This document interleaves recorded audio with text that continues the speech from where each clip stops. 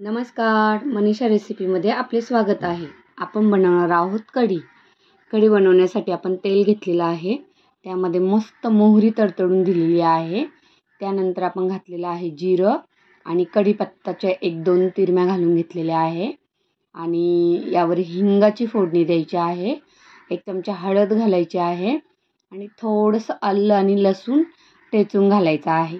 म्हणजे खूप सुंदर अशी टेस्ट आपल्या या कढीला लागते.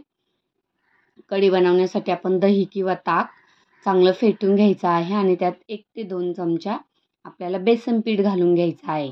त्याने आपली कढी अशी छान घट्ट होते आणि मस्त टेस्ट येते. आता आपल्याला ती 5 मिनटं छान आपल्याला अशी उकळी येऊ द्यायची आहे. म्हणजे आपण त्यामध्ये जे बेसन पीठ घातलेलं असतं ते छान शिजून निघतं.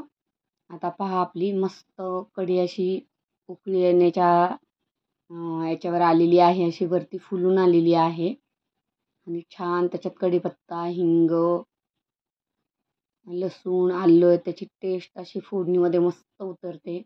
कढी भात तर अप्रतिम लागतो. तुम्हाला वाटलंच तर थोडंसं याच्यामध्ये गूळ घालू शकता आपण बारीक खडा आपल्या आवडीप्रमाणे.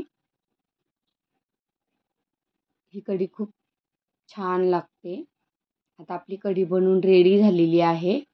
पाहू शकता तुम्ही बघा उकळी आलेली आहे मस्त. चमच्याने असं खालीवर करून ते चांगलं हलवून घ्यायचं म्हणजे आपलं बेसन पीठ चांगलं शिजलं जातं आणि छान आपल्या कढीमध्ये असा अर्क उतरला जातो ह्या आपण ज्या सामग्री टाकलेल्या असतात त्याचा. छान आपली ही आता कढी रेडी झालेली आहे खाण्यासाठी. तुम्ही भाकरी चपाती सोबत किंवा भातासोबत खाऊ शकता. व्हिडिओ आवडल्यास लाईक करा, सबस्क्राईब करा, शेअर करा. थँक्यू.